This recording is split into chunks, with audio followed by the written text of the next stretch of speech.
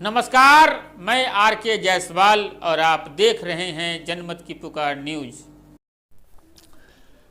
दिल्ली के शिक्षा मंत्री मनीष सिसोदिया का पंजाब के शिक्षा मंत्री को चैलेंज। दिल्ली की शिक्षा मंत्री मनीष सिसोदिया की प्रेस कॉन्फ्रेंस। पंजाब की कांग्रेस सरकार की कार्यशैली पर उठाए सवाल।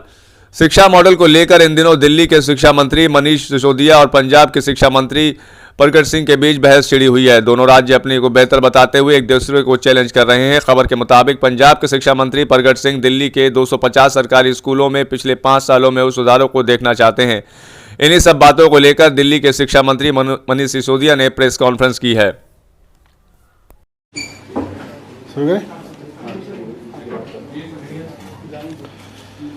कल मैंने दिल्ली के 250 स्कूलों की लिस्ट जारी करके पंजाब के शिक्षा मंत्री जी से रिक्वेस्ट किया था कि आपने दिल्ली के स्कूलों में आके देखने की इच्छा जताई थी और कहा था कि 250 स्कूलों के आधार पर आप दिल्ली और पंजाब के शिक्षा मॉडल को कंपेयर करना चाहेंगे।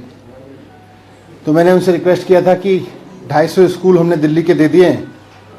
वैसे तो कितने भी स्कूल आप मांग लें, लेकिन 250 स्कूल आपने बात की, हमने 250 स्कूलों की लिस्ट दी थी और रिक्वेस्ट किया था कि शाम तक वो भी पंजाब के 250 स्कूलों की लिस्ट जारी कर दें ताकि कंपेयर किया जा सके कि किसने इंफ्रास्ट्रक्चर पे, टीचर्स ट्रेनिंग पे, रिजल्ट पे, बच्चों के ओवरऑल लर्निंग आउटकम पे, पूरे शिक्षा सुधार पे पंजाब के शिक्षा मॉडल में ज़्यादा अच्छा काम हुआ है कांग्रेस के, या दिल्ली के शिक्षा मॉडल में केजरीवाल जी के मॉडल में ज़्यादा अच्छा काम हुआ है, और पंजाब की जनता तय कर लेगी।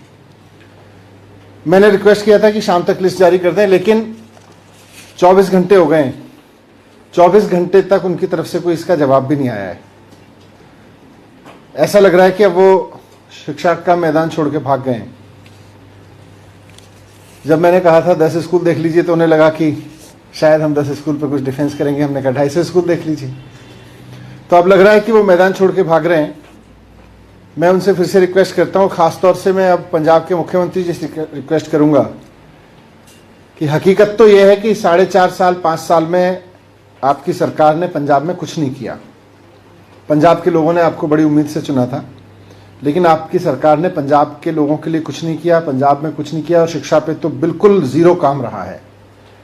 वैसे में आपके शिक्षा मंत्री जी जो नए मंत्री बने हैं वो दावा कर रहे थे कि बहुत काम हुआ है और बहुत अच्छा काम हुआ है पंजाब के शिक्षा मॉडल में, और पंजाब के स्कूल तो बहुत शानदार हो गए हैं। तो वो तो मैदान छोड़ के भाग गए हैं। अब मैं चन्नी साहब से रिक्वेस्ट करूंगा कि शाम तक आप 250 स्कूलों की लिस्ट दे दें, क्योंकि पंजाब के लोगों को ये हक तो बनता है कि पंजाब की सरकार ने पिछले 5 साल में क्या किया है शिक्षा पे।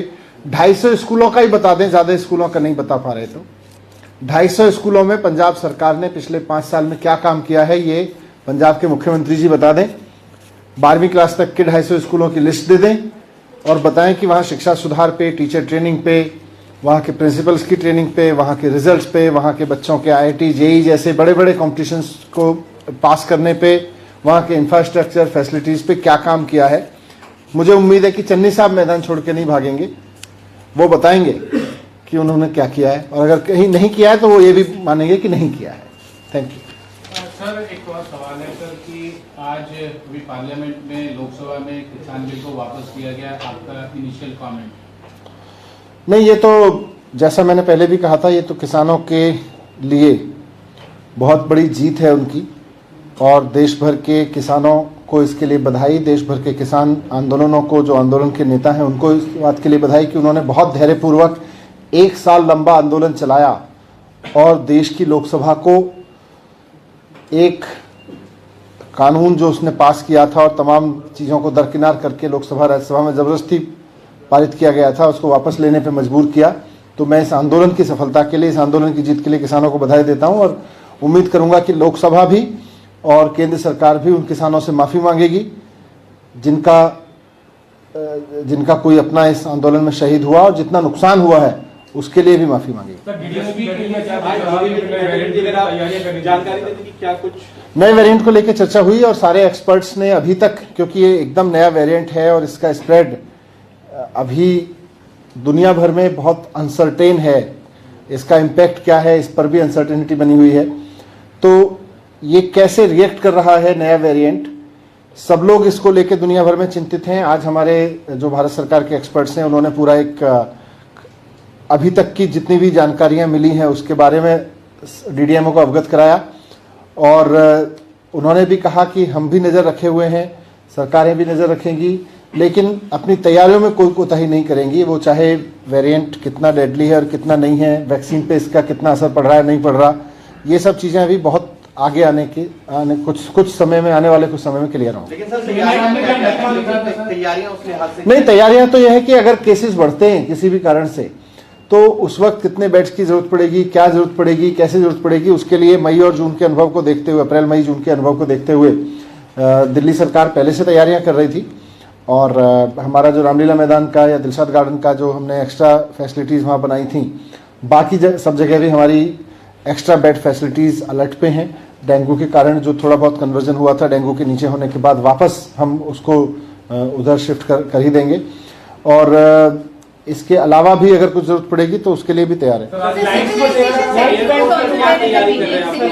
एक second Sir, Civil Aviation Secretary was also there in the meeting. Did the question of banning flights come up in the meeting, or any more precautions being taken for monitoring? नहीं, पूरी प्रिकॉशन बरत रही है, फिर वो भारत सरकार सारे उस पर निर्णय लेगी। देख के थैंक यू।